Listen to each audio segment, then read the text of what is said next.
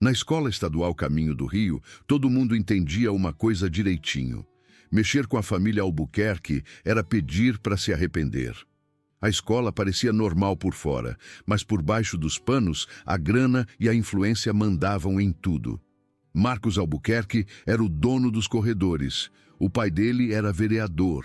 A mãe controlava metade dos imóveis comerciais da cidade. Com essa moral toda, Marcos não só estudava na Caminho do Rio, ele mandava nela. Os professores faziam a vista grossa quando ele falava fora de hora. Os alunos se dispersavam quando ele passava. Uma palavra dele podia transformar alguém em alvo por semanas. Aí chegou Davi Mendes. Ninguém ligou muito no começo. Era só mais um aluno transferido da outra escola do bairro. Quieto, sem graça na dele. O tênis surrado e a jaqueta desbotada mostravam que ele não tinha amigos importantes nem dinheiro. Só mais um no meio da galera. O que ninguém sabia é que Davi carregava uma coisa invisível, mas poderosa. Dos 9 anos até a morte do pai, 2 anos atrás, ele tinha treinado todo santo dia. O pai dele, que tinha servido no exército, tinha ensinado disciplina através das artes marciais. Não para a violência, mas para o equilíbrio. Não para atacar, mas para proteger. Essas lições tinham ficado marcadas nos ossos de Davi, moldando reflexos mais rápidos que o pensamento e uma calma que ninguém abalava. Davi escolheu uma carteira perto da janela na sala dele. A luz batia certinho ali, ajudando a ler. Por umas manhãs tranquilas, ele chegava cedo e fazia as tarefas ali. Virou o porto seguro dele naquele lugar estranho. Marcos reparou. Não porque a carteira importasse, mas porque Davi não tinha pedido licença. No mundo de Marcos, tudo precisava da aprovação dele. O fato desse garoto novo agir como se não precisasse era como um desafio. Numa terça-feira de manhã, Davi entrou na sala e encontrou Marcos jogado em cima da carteira dele. O caderno de Davi estava amassado no chão, com as folhas rasgadas e sujas. Os amigos de Marcos, Lucas e João, estavam ali perto, com os celulares na mão, filmando. Marcos sorriu com deboche. Acho que achei um lugar melhor para sentar. Tá incomodado? A sala ficou em silêncio. Todo mundo esperava para ver como o novato ia reagir. Davi ficou parado ali por um tempão, analisando a cena. A respiração dele continuou normal. A cara dele não mudou nada. Ele simplesmente abaixou, pegou o que sobrou do caderno e tirou a poeira. Aí, ele puxou outra cadeira e sentou bem do lado de Marcos, tão perto que os ombros quase se encostavam.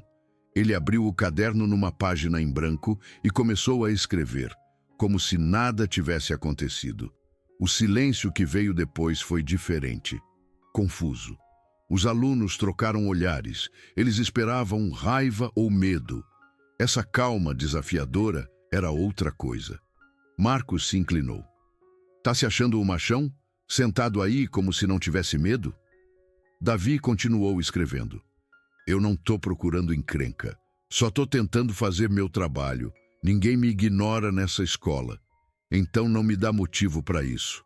As palavras foram baixas, mas firmes. Uns alunos lá no fundo começaram a cochichar. A professora Ana entrou na sala bem na hora, e o clima tenso se desfez. Mas todo mundo sabia que isso não ia ficar assim. Na hora do recreio, a escola inteira já estava comentando.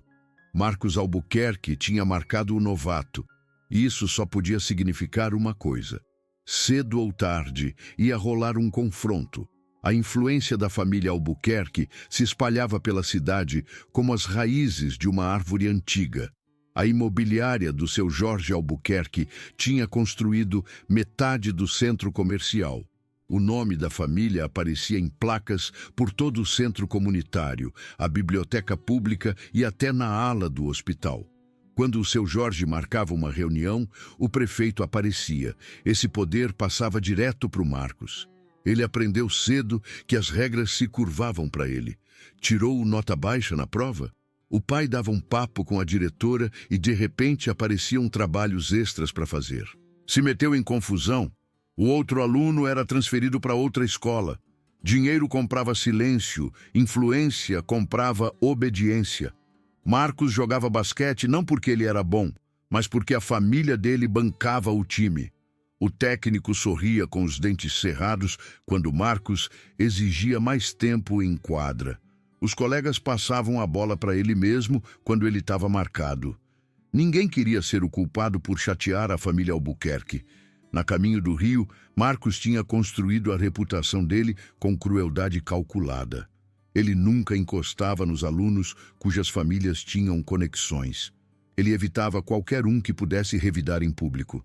Em vez disso, ele escolhia os mais vulneráveis. Alunos novos, garotos de famílias comuns. Qualquer um que não pudesse chamar os pais para resolver o problema. Davi se encaixava nesse perfil direitinho. Novo, quieto, sem amigos importantes. Marcos achava que ele era presa fácil. Mas tinha alguma coisa no olhar de Davi que incomodava. A maioria dos alunos se encolhia ou tentava ser amigo dele. Davi não fazia nem uma coisa nem outra. Ele só existia no mundo dele, como se todo o império de Marcos não fosse com ele. Essa indiferença irritava Marcos mais do que qualquer ofensa. O confronto que Marcos estava planejando aconteceu naquela sexta-feira. Ele tinha escolhido o estacionamento atrás do ginásio, onde a segurança quase não passava e os professores nunca iam. A notícia se espalhou pelos grupos de mensagens e nas conversas sussurradas. Quando o sinal tocou, metade da escola já sabia que era para ir lá para os fundos. Davi ouviu os boatos, mas não mudou a rotina. Ele pegou os livros, fechou o armário e foi para o portão. A galera já estava reunida quando ele chegou. Os alunos faziam um cordão, com os celulares levantados, ansiosos para ver o que ia acontecer. Marcos estava no meio, com Lucas e João do lado dele. Que bom que você veio, Mendes. Achei que ia fugir para casa. Davi colocou a mochila no chão com cuidado. Eu não quero problema. Me deixa ir embora. Tarde demais para isso. Você anda por aqui como se fosse o dono do pedaço. Tá na hora de alguém te mostrar como as coisas funcionam. Marcos empurrou o peito de Davi. A galera gritou. Davi cambaleou para trás, mas não caiu. As mãos dele continuaram soltas ao lado do corpo. Última chance, Davi falou baixo. Sai da frente. Marcos avançou. O soco dele veio rápido, direto no rosto de Davi. Naquele instante, o treinamento de Davi assumiu o controle. Ele inclinou a cabeça e o soco de Marcos passou raspando na orelha. O embalo de Marcos o levou para frente, sem equilíbrio. Davi segurou o pulso dele, torceu e travou a articulação. O movimento foi suave, treinado, quase imperceptível para a maioria da galera. Marcos paralisou, com uma dor forte no ombro. Eu falei que não quero brigar, Davi disse, soltando ele na hora. Um burburinho percorreu a multidão. Lucas avançou, dando um soco estabanado. Davi desviou, redirecionou o braço de Lucas e usou o peso do próprio corpo para derrubá-lo no chão. João hesitou, depois partiu para cima. Davi girou, usou o embalo de João contra ele e o fez escorregar no asfalto. Os dois amigos de Marcos estavam no chão, gemendo. Tudo tinha durado uns 10 segundos. A galera explodiu. Os celulares foram apertados mais perto. As vozes se misturavam em choque e empolgação.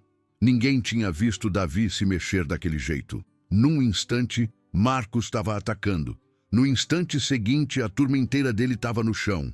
Marcos recuou, segurando o braço. Você vai pagar por isso. Meu pai vai te expulsar dessa escola. Davi pegou a mochila. Eu me defendi. Todo mundo aqui viu o que aconteceu. Ele passou pelo meio da galera, que se abriu em silêncio. Alguns rostos mostravam admiração. Outros mostravam medo. Uns poucos pareciam preocupados, como se soubessem que isso só ia piorar as coisas.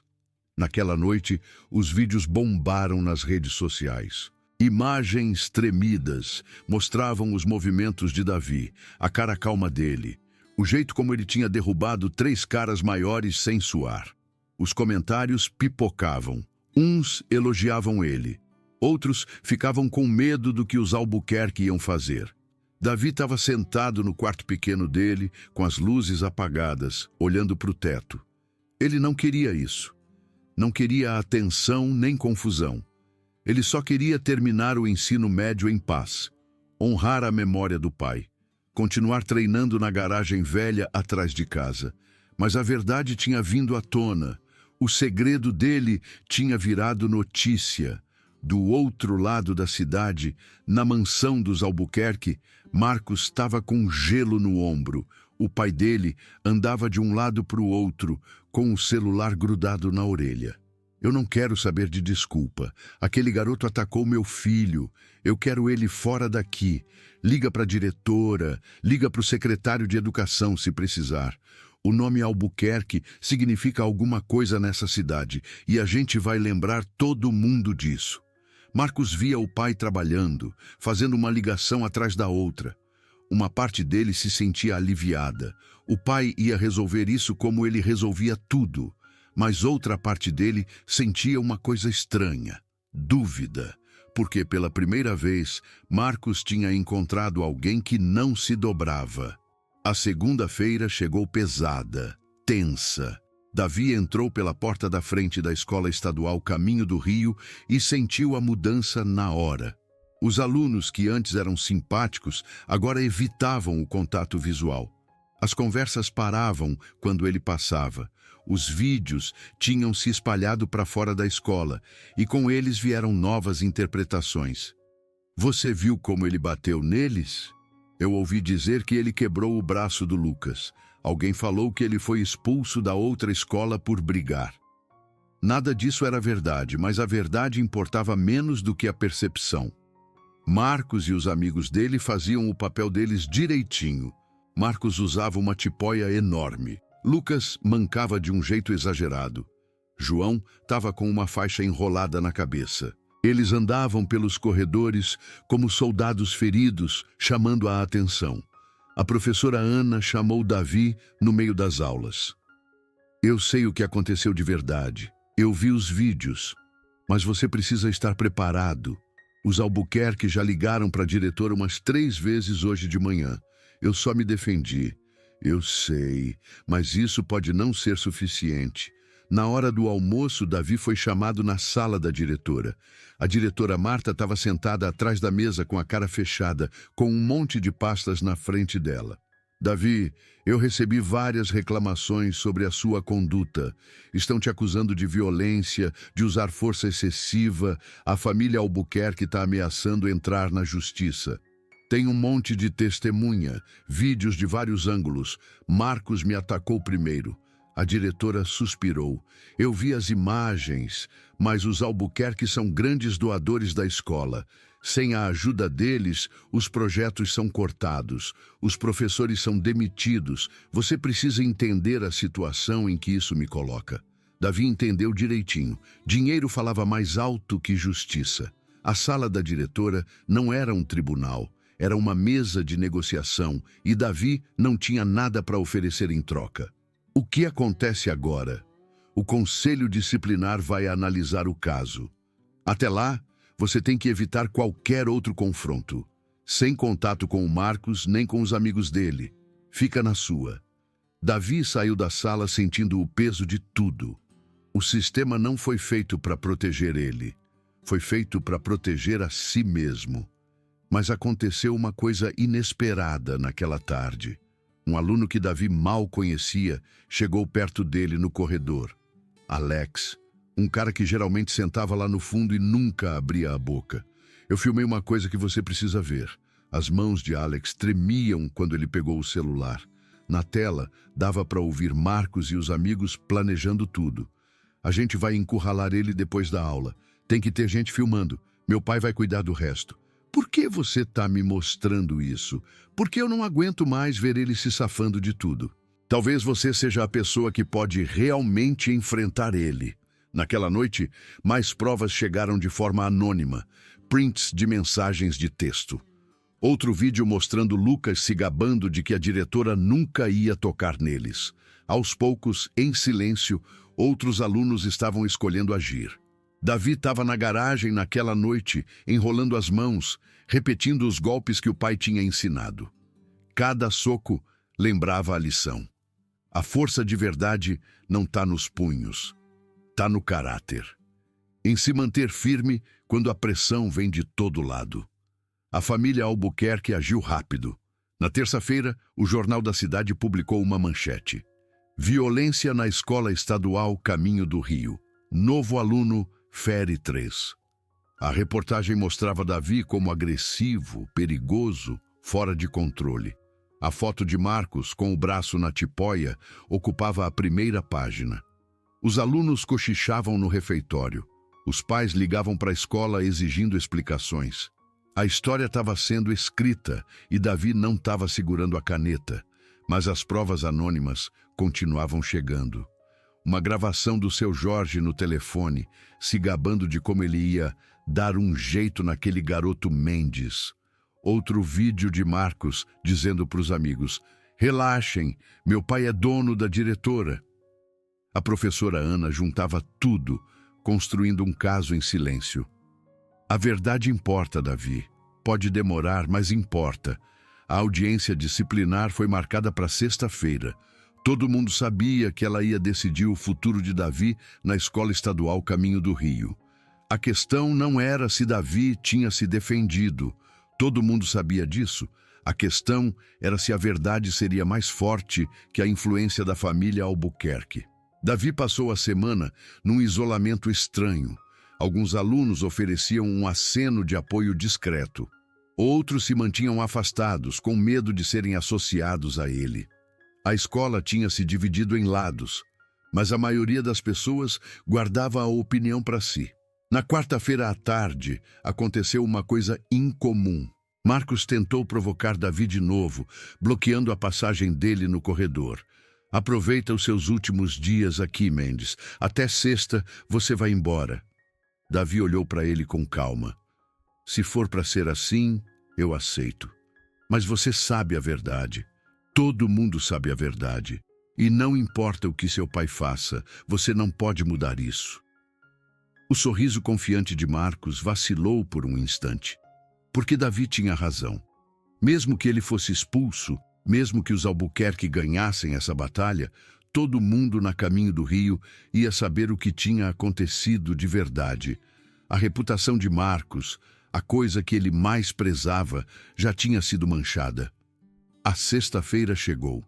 O conselho disciplinar se reuniu na sala de conferências da biblioteca. Os membros do conselho estavam sentados numa mesa comprida. A diretora Marta parecia desconfortável. O seu Jorge Albuquerque estava sentado lá no fundo, com os braços cruzados, exalando autoridade. Marcos apresentou o caso dele primeiro, descrevendo como Davi tinha atacado ele e os amigos dele sem motivo. A voz dele tremia, com uma emoção ensaiada. Lucas e João confirmaram a história, com depoimentos claramente decorados. Aí chegou a vez de Davi. Eu não queria nada disso, eu só queria estudar, mas eu fui provocado desde o primeiro dia. Destruíram minhas coisas, me desafiaram em público. Quando me atacaram, eu me defendi usando o mínimo de força necessária. Nada mais. Isso é mentira, Marcos interrompeu. Você... Deixa ele terminar. Um dos membros do conselho falou com rispidez. Alex se levantou do meio da plateia. Eu tenho provas, vídeos e áudios que comprovam que Marcos planejou tudo. O seu Jorge Albuquerque pulou da cadeira. Isso é ridículo. Vão deixar um aluno qualquer atrapalhar. Senhor Albuquerque, por favor, sente-se. A voz do membro do conselho era de gelo. Nós vamos analisar todas as provas. A hora seguinte foi tensa. Os vídeos foram exibidos na tela de projeção. Os áudios ecoaram na sala. As mensagens de texto foram lidas em voz alta. A cada prova, o caso dos Albuquerque desmoronava. Outros alunos se manifestaram. Uma garota testemunhou sobre como Marcos tinha feito bullying com ela por meses. Um garoto descreveu como tinha perdido a vaga no time de basquete quando se recusou a passar a bola para Marcos. Anos de verdade reprimida jorraram para fora. O rosto do seu Jorge Albuquerque ficou vermelho. Isso é uma conspiração. Esses garotos foram manipulados. Não, senhor Albuquerque. A voz do presidente do conselho era firme. O que estamos vendo é a consequência da sua família usar a influência para evitar a responsabilização. Essa audiência é sobre as ações do seu filho, e as provas são claras. O conselho deliberou por 30 minutos. Quando eles voltaram, a decisão era unânime. Marcos seria suspenso por um semestre. O envolvimento da família Albuquerque nos assuntos da escola seria revisado. E Davi Mendes foi absolvido de todas as acusações. A sala explodiu. Alguns alunos comemoraram. Outros ficaram em silêncio, chocados. O seu Jorge Albuquerque saiu da sala furioso, já no telefone, sem dúvida ligando para advogados e contatos. Mas alguma coisa tinha mudado. O controle invisível que os Albuquerque tinham sobre a escola estadual Caminho do Rio finalmente tinha afrouxado. Nas semanas seguintes, as coisas voltaram ao normal aos poucos. Marcos cumpriu a suspensão. A volta dele foi discreta, sem alarde. A arrogância tinha sumido. Os alunos não davam mais passagem quando ele passava. Alguns até ignoravam ele completamente. Davi voltou para a carteira perto da janela. Dessa vez, ninguém tocou nela. Ninguém questionou o direito dele de sentar ali. Ele voltou para a rotina, chegar cedo, fazer o trabalho, ir para casa, treinar na garagem. Mas ele não era mais invisível. Os alunos acenavam quando ele passava. Uns poucos chegavam perto para agradecer. Você enfrentou ele quando ninguém mais tinha coragem, uma garota disse. Isso significou muito. A professora Ana chamou ele de lado numa tarde. O que você fez não foi só sobre se defender. Você mostrou para todo mundo aqui que o poder não é eterno, que a verdade importa, que se manter firme pode mudar as coisas. Davi deu de ombros. Eu só fiz o que achei certo. Foi exatamente isso que fez a diferença. O jornal da cidade acabou publicando uma errata, explicando que a reportagem inicial tinha sido baseada em informações incompletas. A influência da família Albuquerque começou a diminuir. O seu Jorge perdeu a vaga no Conselho Municipal na eleição seguinte. A imobiliária deles passou a ser investigada por práticas passadas. Davi se formou na Escola Estadual Caminho do Rio sem mais problemas. Ele nunca buscou atenção nem glória. Ele simplesmente viveu pelos princípios que o pai tinha ensinado. Disciplina, integridade, coragem não para procurar briga, mas para se recusar a recuar quando fosse desafiado injustamente. Anos depois, os alunos ainda falavam daquele semestre, do garoto quieto que tinha chegado transferido e mudado tudo, do dia em que um aluno comum provou que o poder construído sobre o medo não resiste a alguém que não tem nada a perder e tudo a provar. Alex acabou publicando um relato do que aconteceu, entrevistando um monte de alunos. A história se espalhou para fora da Caminho do Rio, virando um exemplo de como as instituições protegem os poderosos até que pessoas comuns encontrem a coragem de falar a verdade. Davi raramente pensava naqueles meses. Ele tinha seguido em frente, estudando, continuando a treinar, honrando a memória do pai, vivendo com propósito. Mas às vezes, quando alunos mais novos pediam conselhos, ele repetia o que o pai tinha dito para ele. A força de verdade não está nos punhos.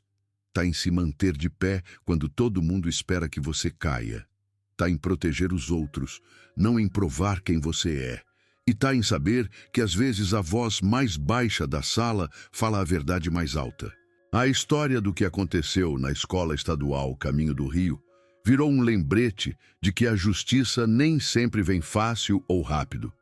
Às vezes, ela exige que pessoas comuns corram riscos extraordinários. Às vezes, ela significa ficar sozinho, até que outros encontrem a própria coragem para ficar do seu lado. E às vezes, a coisa mais poderosa que você pode fazer é simplesmente se recusar a ser quebrado.